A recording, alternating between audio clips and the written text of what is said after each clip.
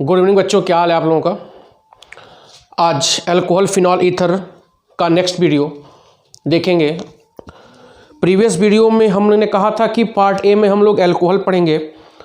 Alcohol हुआ, फिर उसका प्रिपरेशन देखा गया, फिर उसकी बहुत सी प्रॉपर्टीज़ देखी गई। फिर पार्ट बी करके हमने फिनॉल देखा, उसका भी प्रिपरेशन, प्रॉपर्टी जो भी देखा गया। अब लास्ट जो पार्ट सी बचता है उसमें हम लोग कंपाउंड पढ़ेंगे ईथर। बात समझ में। चैप्टर का नाम क्या था? Alcohol phenol ether.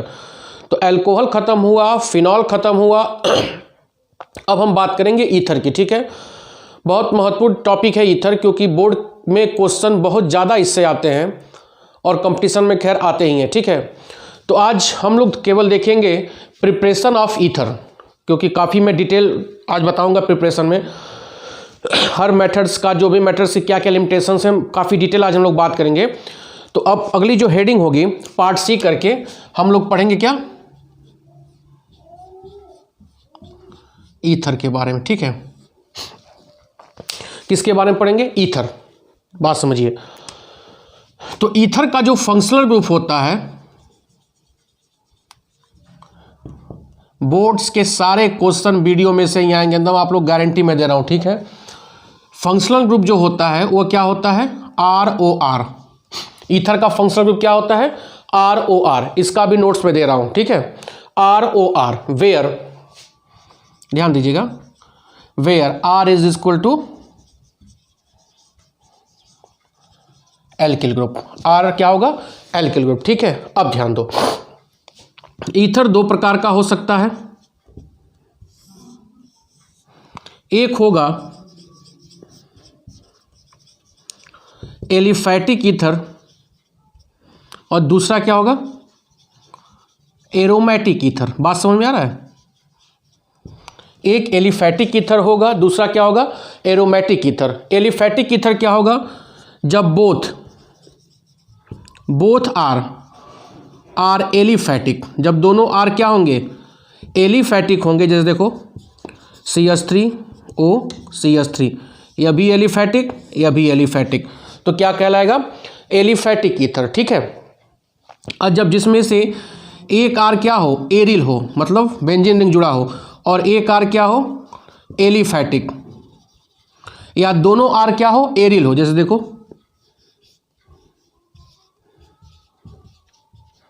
ये क्या हो जाएगा? Aromatic ether. क्लियर हो रहा है?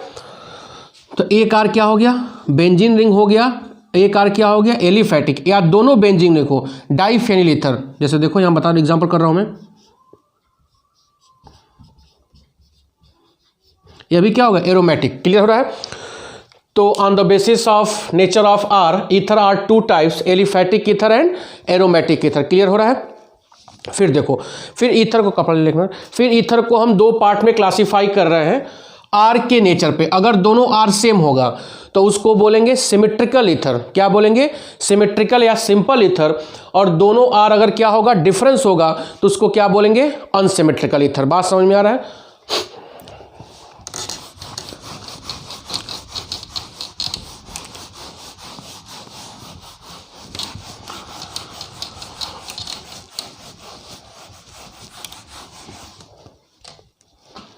फिर ईथर को मैं दो पार्ट में क्लासिफाई कर रहा हूं।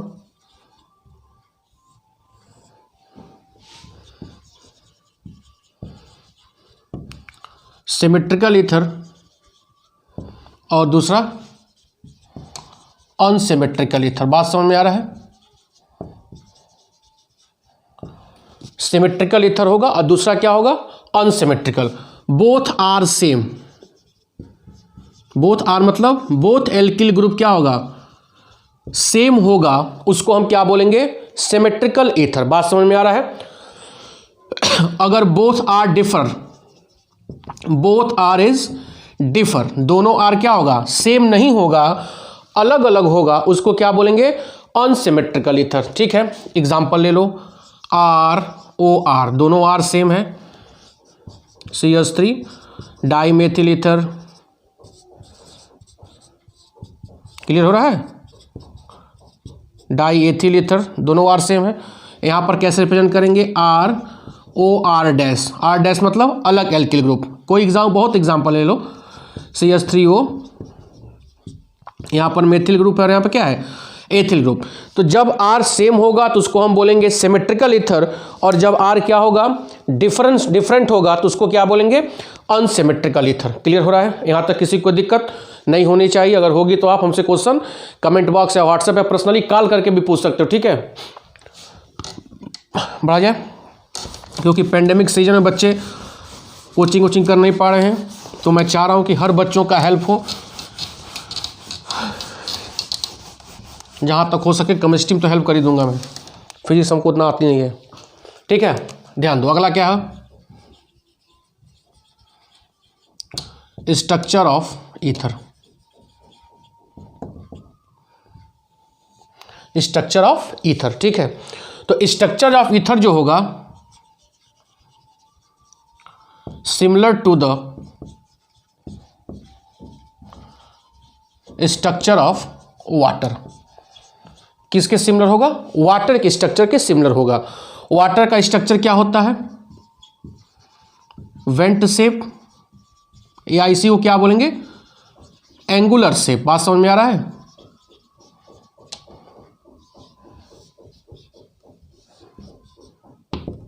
यही ना है वाटर। 104 डिग्री इसका बॉन्ड एंगल होता है। यहां पर क्या होगा, sp3 हाइब्रिडाइजेशन, और 2 लोन पेयर होता है, ये H2O का शेप होता है। सेम इसी तरह इसका भी आकार होगा, R R, यह लोन पेयर, यह लोन पेयर, ठीक है। तो ईथर का शेप और कोई पूछे तो क्या होगा, ईथर का शेप क्या होगा, वेंट होगा या एंगुलर, दोनों बात एक ही हो गई। वेस्पर थ्योरी से मैं समझाऊँ फर्स्ट ईयर में। यहाँ पर हाइब्रिडाइजेशन क्या होगा, sp3, ठीक है। यह कौन सा बॉन्ड, सिग्मा बॉन्ड, ठीक है। लेकिन यहाँ पर थोड़ा सा डिफरेंस हो जाता है। यहाँ पर जो बॉन्ड एंगल होता है वह कितना होता है, 117 डिग्री। तो क्वेश्चन बन सकता है कि भैया ईथर और H2O का शेप जो होता है वह सेम होता है, लेकिन H2O का बॉन्ड एंगल 104 या 105 भी बोल सकते हैं, इतना डिग्री होता है, लेकिन ईथरवा के 17 डिग्री क्या हो जाता है। मेरी बात समझ में आ रहा है? कारण देखो, कारण क्या है कि यहाँ पर बहुत छोटे छोटे हाइड्रोजन है, ठीक है। और यहाँ पर क्या है, एल्किल ग्रुप। एल्किल ग्रुप क्या होता है, बल्की ग्रुप होता है। एल्किल ग्रुप क्या होता है, बल्की मतलब बड़ा ग्रुप। तो बल्की ग्रुप जब बड़ा होगा तो इन ग्रुप में क्या होगा, रिपल्सन होगा। बड़ा ग्रुप हो जाने के कारण एल्किल ग्रुप में हल्का सा क्या होगा, रिपल्सन होगा। तो रिपल्सन मतलब क्या, नज़दीक तो आएंगे नहीं, तो रिपेल करेंगे, दूर जाएंगे, तो बॉन्ड एंगल वही क्या होता है, फैल जाता है, बढ़ जाता है। समझ में आ रहा है? तो H2O और ईथर का शेप सेम होगा, बॉन्ड एंगल ईथर में ज़्यादा होगा। क्यों? क्योंकि बड़ा एल्किल ग्रुप हो जाने के कारण, हाइड्रोजन से एल्किल ग्रुप तो बड़ा ही ना होगा यार, तो बड़ा एल्किल ग्रुप हो जाने के कारण एल्किल ग्रुप में क्या होता है, रिपल्सन होता है और बॉन्ड एंगल बढ़ जाता है, ठीक है। तो due to presence of 2 alkyl group, ether has a more bond angle than H2O। क्यों? क्योंकि यहाँ पर रिपल्सन कम होगा, क्योंकि हाइड्रोजन बहुत ही छोटा होता है। क्लियर हो रहा है?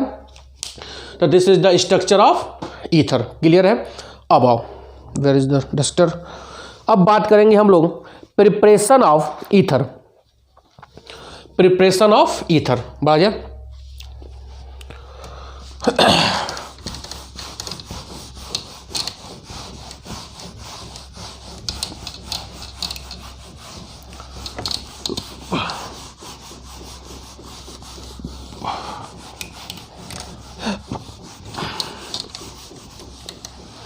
जितना प्रिपरेशन है सब बोर्ड में आता है।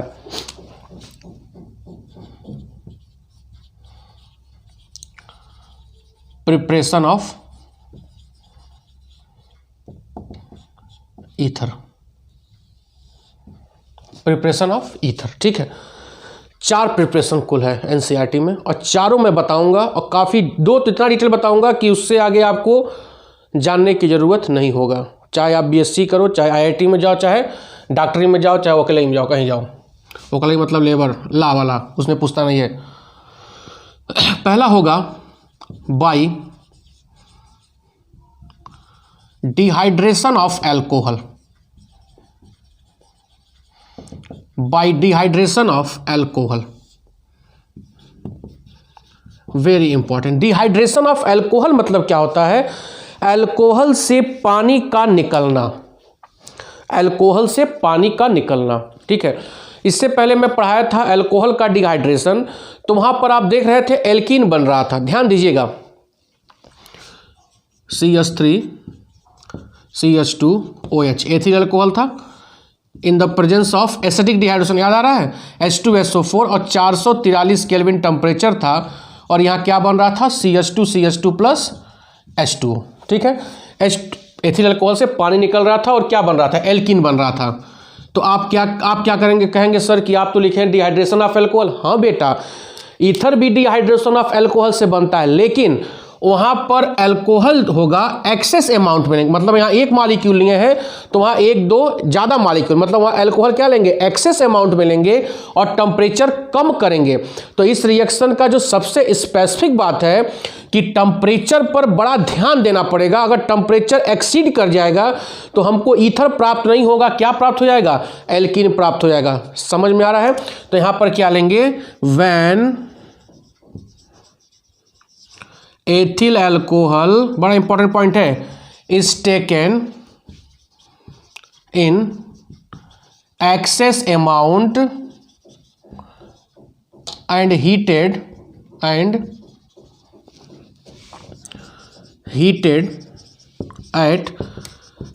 413 kelvin temperature in the presence of H2SO4। एक मॉलिक्यूल लेंगे और टेम्परेचर 443 केल्विन होगा तो एल्कीन का फॉर्मेशन होगा, और जब अल्कोहल एक से ज़्यादा मॉलिक्यूल करेंगे और टेम्परेचर कितना करेंगे, 413 और H2SO4 की उपस्थिति में, तो आपको क्या मिलेगा, ईथर। देखो 2CH3 CH2OH H2SO4 कितना है, 413 केल्विन। टेम्परेचर बड़ा स्पेसिफिक है, तनी सा आगे बढ़ गई तो हैप्पी बर्थडे हो गई। ठीक है, तो क्या आ जाएगा, CH3 CH2O CH3 plus H2O ether.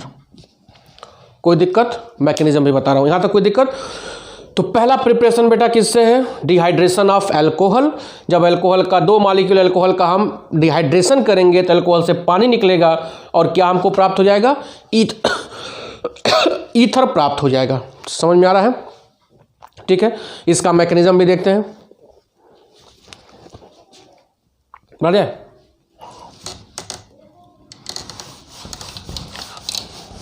Notes देता रहूँगा, प्रयास करूँगा नोट्स दूँ मैं आप लोगों को, लेकिन अगर नोट्स आप बना रहे हैं तो समझ लो केमिस्ट्री आप सीख रहे हैं। और वीडियो पूरा एक एक पॉइंट देखिए बेटा, एक एक पॉइंट से क्वेश्चन बनेगा, क्योंकि क्लास नहीं है, क्लास में आप ध्यान से सुनते हो, यहाँ पर ये भी क्लास है, समझ लो, इसको भी ध्यान से आप देखो तभी कुछ समझ में आएगा, अदरवाइज फिर हो नहीं पाएगा। बात समझ में आ रहा है? अब बात करते हैं मैकेनिज्म।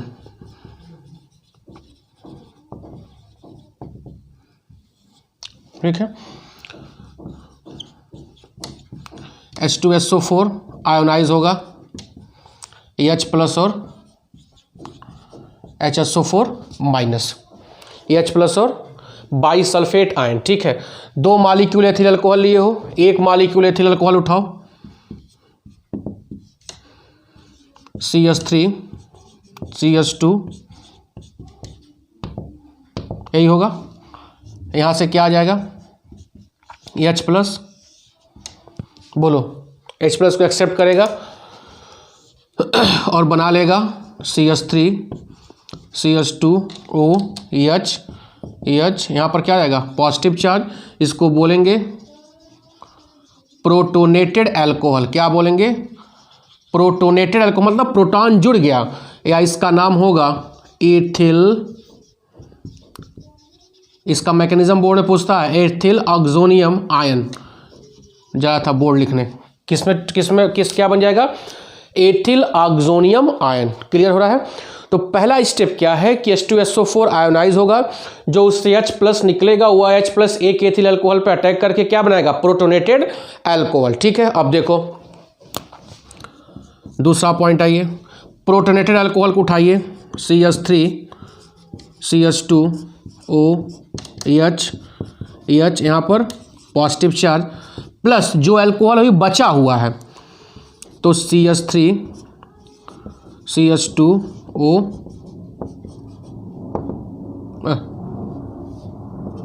ये ना है।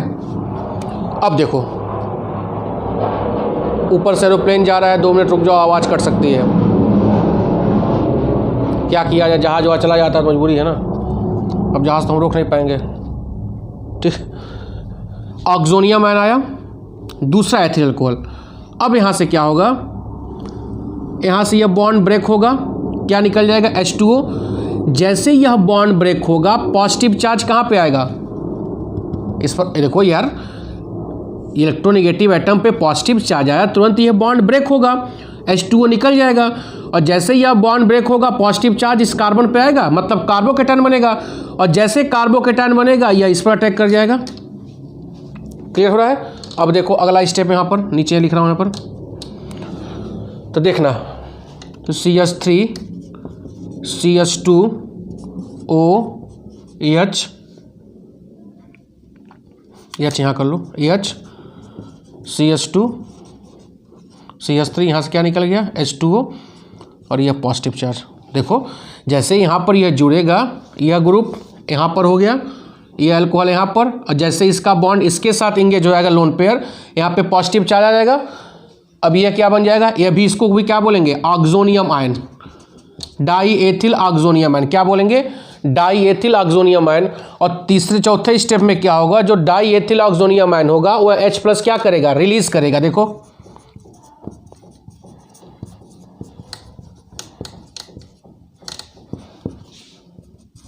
हो रहा है क्लियर, तार फंस गया, एक मिनट। और प्लस क्या है HSO4 माइनस, तुरंत ये क्या होगा, ये अपनी तरफ अट्रैक्ट करेगा, ये H+ ले लेगा। और देखो CH3O बन गया, अरे sorry CH3 CH2O CH2 CH3 plus H2SO4, this is the diethyl ether. Clear हो रहा है। तो ऑक्सोनियम आयन बनेगा, यह ऑक्सोनियम आयन दूसरे एथिल अल्कोहल पे अट्रैक्ट करेगा, फिर डाई एथिल ऑक्सोनियम आयन बनेगा, और यह डाई एथिल ऑक्सोनियम आयन फिर H+ रिलीज करेगा, तो आपको क्या प्राप्त हो जाएगा, एथिल अल्कोहल। तो इसमें 2 चीज बात याद रखना कि टेम्परेचर पे विशेष ध्यान होगा, और alcohol taken in the excess amount. Clear हो रहा है। बोलो अब हम बात करेंगे दूसरा प्रिपरेशन, जो सबसे ज्यादा महत्वपूर्ण है, जो सबसे ज्यादा महत्वपूर्ण है। ठीक है, आ जाए मिटाए।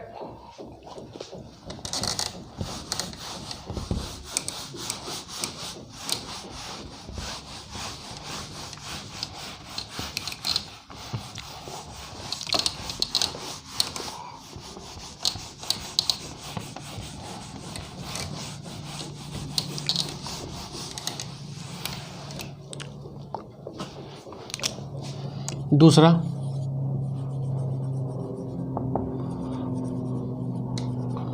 Williamson synthesis.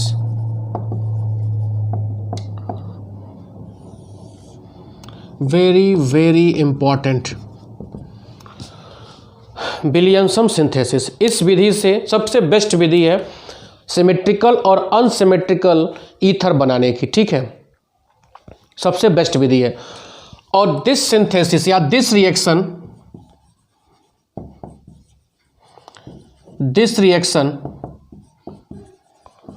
प्रोसीड थ्रू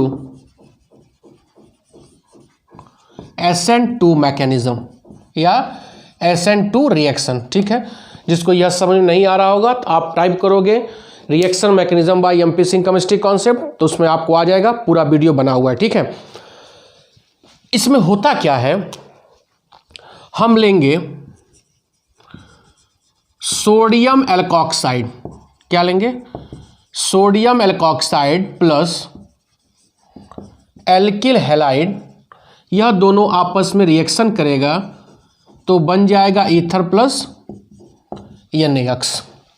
ठीक है, सोडियम एल्कोक्साइड कैसे बनेगा, बहुत सिंपल है, अल्कोहल ले लो, 2 मॉलिक्यूल अल्कोहल, याद आ रहा होगा सोडियम मेटल से रिएक्शन कराएंगे तो बन जाएगा 2RO Na प्लस H2, यह प्लस यह माइनस। ठीक है, यह क्या हो जाएगा, सोडियम एल्कोक्साइड। ठीक है, अब क्या हो रहा है, एल्किल हैलाइड ले लो, alkyl halide plus sodium alkoxide, यहाँ से क्या निकल जाएगा NaX, और यहाँ पर जुड़ जाएगा ROR प्लस NaX। ठीक है, यह सिमेट्रिकल हो गया। और तब क्या लेंगे RX प्लस NaOR डैश, यहाँ से क्या निकल जाएगा NaX, यहाँ पर ROR डैश प्लस क्या बन जाएगा NaX। ये हो गया सिमेट्रिकल, ये क्या हो गया अनसिमेट्रिकल। क्लियर हो रहा है। इसका मैकेनिज्म देखो, SN2 है तो मतलब SN2 मैकेनिज्म एक ही स्टेप में होता है, क्योंकि रेट ऑफ रिएक्शन न्यूक्लियोफाइल और सबस्ट्रेट दोनों पे डिपेंड करता है। मैंने ये सब पढ़ाया है। होता क्या, ध्यान दो, RONA यह प्लस ये माइनस प्लस RX। ठीक है, होगा क्या, इस X माइनस का निकलना, X माइनस का निकलना, जब X माइनस निकलेगा तो इस पर R प्लस आएगा और इसका अटैक करना, दोनों साइमल्टेनियस होगा और क्या बन जाएगा ROR, और यहाँ से X और यहाँ से Na प्लस क्या निकल जाएगा NaX। ठीक है, एक एग्जांपल ले लो, CH3 CH2 OH plus CH3 CH2 Br, यहाँ से क्या निकलेगा Br माइनस, यहाँ पे पॉजिटिव आएगा, अरे H हो गया तो सॉरी, यहाँ Na होगा ना, Na पे प्लस O पे निगेटिव, जैसे निकलेगा यहाँ पॉजिटिव आएगा, तुरंत ये क्या करेगा अटैक करेगा, दोनों साइमल्टेनियस होगा। मतलब रेट ऑफ रिएक्शन इसके ऊपर भी डिपेंड कर रहा है और इसके ऊपर भी डिपेंड कर रहा है। इस नाते इसको हम क्या बोल रहे हैं SN2 मैकेनिज्म। ठीक है, अब ध्यान दो, तो क्या बन जाएगा CH3 CH2O CH2 CH3 diethyl ether plus NaBr। ये हो गया विलियमसन सिंथेसिस। ठीक है, विथ मैकेनिज्म। अभी इतना आसान है नहीं, इसमें मैं बहुत से वेरिएशन आपको समझा रहा हूँ कि कैसे प्राइमरी लेंगे, कैसे बढ़ा जाए। अब देखो,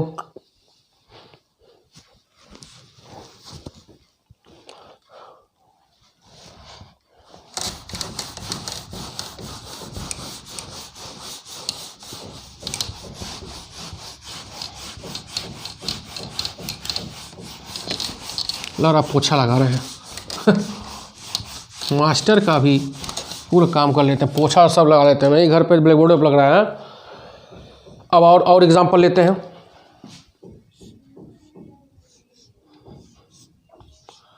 sodium phenoxide plus CH3 Br, इसका निकलना, यहाँ प्लस यहाँ माइनस, इसका जुड़ना O CH3 प्लस NaBr, यह क्या हो गया एनिसॉल। क्या हो गया एनिसॉल। ठीक है, बहुत ले लो, इतना एग्जांपल लेना लो।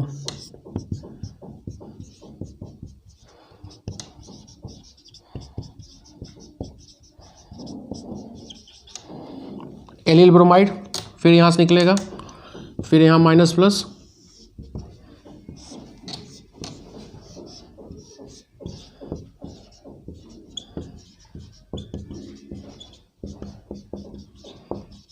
इसका नाम होगा ओ छूट गया ना, एलिल फेनिल या फेनिल एनिल ईथर। ठीक है, बहुत से एग्जाम्पल है, आप कर सकते हो। एरोमेटिक बना सकते हो, ये भी बना सकते हो, सिमेट्रिकल बना सकते हो, अनसिमेट्रिकल, मतलब best method for preparation of symmetrical unsymmetrical aromatic ether वो कौन सा मेथड है, विलियमसन सिंथेसिस, और SN2 मैकेनिज्म के होगा। क्यों, क्योंकि रेट ऑफ रिएक्शन दोनों पे डिपेंड करेगा, सोडियम फिनॉक्साइड और एल्किल हैलाइड पर भी। क्यों, क्योंकि एल्किल हैलाइड से Br का निकलना, इसका अटैक करना, दोनों क्या है साइमल्टेनियस प्रोसेस है। तो रेट ऑफ रिएक्शन इसके ऊपर भी डिपेंड कर रहा है और इसके ऊपर भी डिपेंड कर रहा है। इस नाते यह किस मैकेनिज्म से प्रोसीड हो रहा है, SN2 मैकेनिज्म। ठीक है, आओ ध्यान देते हैं।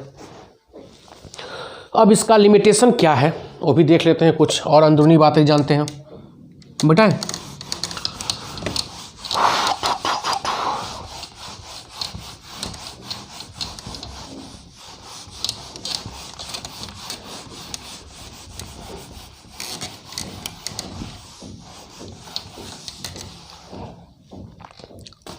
ये सब कंपटीशन में पूछेगा।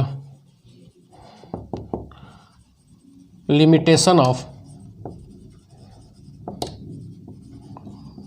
विलियमसन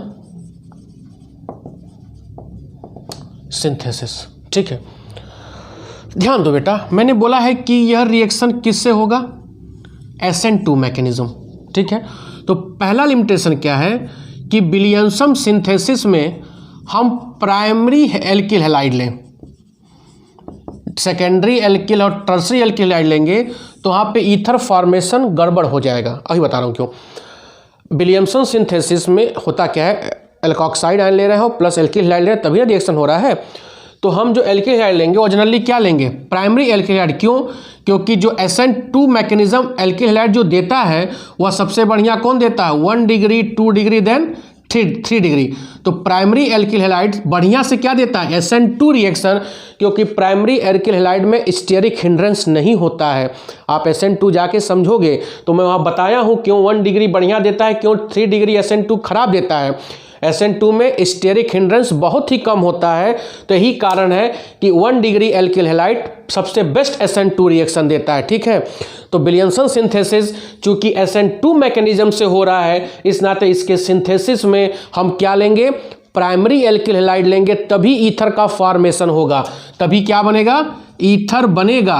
अदरवाइज ईथर का फॉर्मेशन नहीं होगा। जब हम 2 डिग्री या 3 डिग्री ले लेंगे वहाँ पर एल्कीन बन जाएगा। देखो कैसे, अगर हम ले लेते हैं, देखो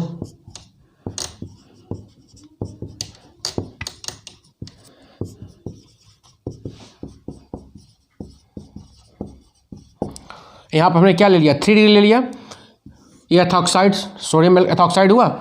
यहाँ पर क्या होगा? जो C2H5O माइनस है, C2H5O माइनस जो एथॉक्साइड आयन है वह न्यूक्लियोफाइल तो होता ही है। वह क्या होता है? न्यूक्लियोफाइल तो होता ही है, उसके साथ साथ यह बेस्ट बेस भी है। बेस, यह क्षार भी है। न्यूक्लियोफाइल के साथ साथ क्या है? क्षार है। तो तुरंत यहाँ जब अल्फा हाइड्रोजन की संख्या ज़्यादा देखेगा, तुरंत यहाँ से क्या ले लेगा? H+ ले लेगा। तो H+ ले रहा है तो यहाँ पर यह किसकी तरह काम करेगा? न्यूक्लियोफाइल की तरह काम नहीं करेगा। किसकी तरह काम करेगा? बेस की तरह काम करेगा। और यहाँ से यह तब इधर आएगा और यहाँ से NaBr बनेगा। देखो क्या बन जाएगा? CH3 C double bond CH2 CH3 plus NaBr plus C2H5OH। मेरी बात समझ में आ रहा है? हर रिएक्शन में विलियमसन सिंथेसिस में जो ये एल्कोक्साइड, सोडियम एल्कोक्साइड था, वह न्यूक्लियोफाइल की तरह काम कर रहा था। लेकिन जब 3 डिग्री और 2 डिग्री हो जाएगा वहाँ एल्कीन बनेगा। क्यों? क्योंकि this alkoxide ion act as a best base, base की तरह काम कर रहा है। क्योंकि यहाँ पे हमको अल्फा हाइड्रोजनों की संख्या क्या और ज़्यादा मिल रही है, तो बेस की तरह काम करेगा तो H+ को अपनी तरफ अट्रैक्ट करेगा। और जब H+ को अट्रैक्ट करेगा तो एल्कीन का फॉर्मेशन होगा। तो यही जो सबसे पहला लिमिटेशन है कि विलियमसन सिंथेसिस में अगर हमको ईथर प्राप्त करना होगा तो हमको क्या लेना पड़ेगा? Primary alcohol. क्यों? देखो 2 और 3 degree alcohol, sorry alkyl halide, 2 और 3 डिग्री एल्किल हैलाइड में जो एल्कोक्साइड आयन होता है वह एक्ट एज किसकी तरह? बेस। तो जब एक्ट एज बेस की तरह काम करेगा तो वह प्रयास करेगा इलिमिनेशन रिएक्शन करने के लिए। क्या करने के लिए? इलिमिनेशन। और विलियमसन सिंथेसिस में क्या होता है? सब्स्टिट्यूशन वो वहाँ पर नहीं करेगा। तो याद रखिएगा, विलियमसन सिंथेसिस में 3 और 2 डिग्री एल्किल हैलाइड नहीं लेंगे, क्योंकि यहाँ पर जो न्यूक्लियोफाइल था वह बेस की तरह काम करेगा। और बेस की तरह काम करने के कारण वह सब्स्टिट्यूशन रिएक्शन नहीं करेगा, वह क्या करेगा? इलिमिनेशन रिएक्शन करेगा। बात यहाँ तक समझ में आई हो तो बताइए, अगर नहीं आई है तो आप मेरे व्हाट्सएप और मेरे कमेंट बॉक्स में आप पूछ सकते हैं। क्लियर हो रहा है? अब बात करते हैं, थोड़ा सा और लिमिटेशन देखते हैं। बढ़ जाए।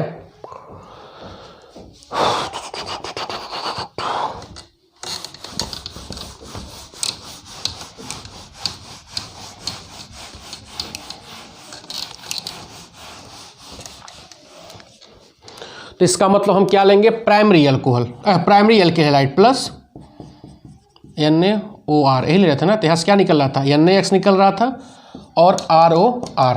अब जा देखो, क्या हम एरिल हैलाइड ले लें अब प्लस NaOR, क्या यहाँ से NaBr जुड़ जाएगा और OR इस पे जुड़ जाएगा? क्या यह रिएक्शन पॉसिबल है? यहाँ से NaBr निकल जाएगा या Br ले लें प्लस ONa ले लें, तो यहाँ से NaBr लट जाएगा और यहाँ पे आगे रिएक्शन प्रोसीड होगा? नहीं बेटा, डायरेक्ट अगर एरिल हैलाइड हम ले लें तो यह रिएक्शन मतलब यहाँ पर क्या होगा? No reaction. यहाँ पर भी क्या होगा? No reaction. क्यों? क्योंकि aryl halide are less reactive, aryl halide are less reactive towards nucleophilic substitution reaction than alkyl halide, क्योंकि यहाँ पर रेजोनेंस की वजह से पार्शियल डबल बॉन्ड कैरेक्टर आ जाता है, याद आ रहा होगा। तो अगर इस तरह का रिएक्शन हो गया कि aryl halide plus sodium alkoxide, तो आगे नो रिएक्शन। क्यों? क्योंकि यह लेस रिएक्टिव होगा टूवर्ड्स न्यूक्लियोफिलिक सब्स्टिट्यूशन रिएक्शन। क्यों लेस रिएक्टिव होगा यार? ये न्यूक्लियोफाइल, इसके पास इलेक्ट्रॉन ज़्यादा है और इसके पास भी तो पाई इलेक्ट्रॉन डेंसिटी है, तो न्यूक्लियोफाइल कहाँ इसके ऊपर अटैक कर पाएगा? क्योंकि एक्सेस ऑफ इलेक्ट्रॉन ये भी तो है मेरे भाई। बच्चों समझ रहे आ रहा है? तो एरिल हैलाइड क्या होता है? वह लेस रिएक्टिव होता है टूवर्ड्स न्यूक्लियोफिलिक सब्स्टिट्यूशन रिएक्शन। क्यों? क्योंकि एरिल हैलाइड के बेंजीन रिंग पर पाई इलेक्ट्रॉन डेंसिटी रेजोनेंस होता रहता है, तो यह एल्किल हैलाइड इसके ऊपर अटैक नहीं कर पाएगा, क्योंकि यह भी निगेटिव, यहाँ भी निगेटिव। तो निगेटिव जैसे जाएंगे तुरंत रिपल्सन हो जाएगा। तो एरिल हैलाइड लेंगे तो वहाँ पर यह रिएक्शन प्रोसीड नहीं होगा। क्यों नहीं होगा? कोई पूछेगा तो आप क्या कहेंगे कि एरिल हैलाइड जो होता है वह less reactive towards nucleophilic substitution reaction. तो कोई पूछेगा क्यों? आप कहेंगे कि न्यूक्लियोफाइल के पास भी इलेक्ट्रॉन्स होते हैं, एक्सेस ऑफ इलेक्ट्रॉन, और यहाँ पर भी एक्सेस ऑफ इलेक्ट्रॉन है बेटा। यहाँ पर पाई इलेक्ट्रॉन डेंसिटी रिंग के ऊपर नीचे ज़्यादा होती है, तो न्यूक्लियोफाइल कैसे अटैक करेगा इलेक्ट्रॉन के पास? तुरंत रिपल्सन फील कर लेगा, तो यह रिएक्शन प्रोसीड नहीं होगा। तो यह आपका हो गया पूरा ओवरऑल विलियमसन सिंथेसिस, जो इससे ज़्यादा अब आपको नहीं मिलेगा। मेरी बात समझ में आ रहा है? 2 प्रिपरेशन और ले लो।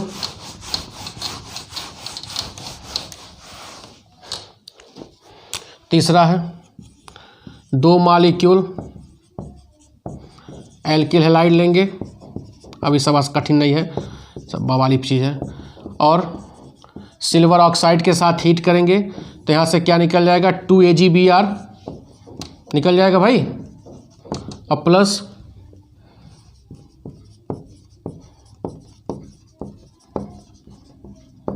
Diethyl ether. ठीक है। चौथा देखो CH3 CH2 OH plus CH2N2, इसको बोलते हैं डाईएजो मीथेन। CH2N2 क्या बोलेंगे? डाईएजो मीथेन। तो अल्कोहल प्लस डाईएजो मीथेन को लेंगे, हीट करेंगे, सब लिखा हुआ नोट्स में। तो यहाँ से देखो क्या निकल जाएगा? नाइट्रोजन। यहाँ से क्या निकल गया? नाइट्रोजन, और CH3 CH2O, और यहाँ से CH2 और यहाँ से H प्लस ये हो गया ईथर। यह पूरा प्रिपरेशन आपका ईथर का समाप्त हो गया। ठीक है। अब नेक्स्ट वीडियो में बनेगा फिजिकल और केमिकल प्रॉपर्टी, तो यह चैप्टर पूरा फिनिश हो जाएगा। ठीक है। तो MP सिंह केमिस्ट्री कॉन्सेप्ट को आप लोग सब्सक्राइब करिए, लोगों तक भेजिए, सबकी हेल्प हो सके। कोई दिक्कत हो तो मेरे व्हाट्सएप नंबर आप लोग के पास है, मैं फिर एक बार लिख दे रहा हूँ 9956768823। केमिस्ट्री में किसी प्रकार की भी समस्या हो आप मुझसे कांटेक्ट कर सकते हैं। ठीक है। बहुत बहुत धन्यवाद।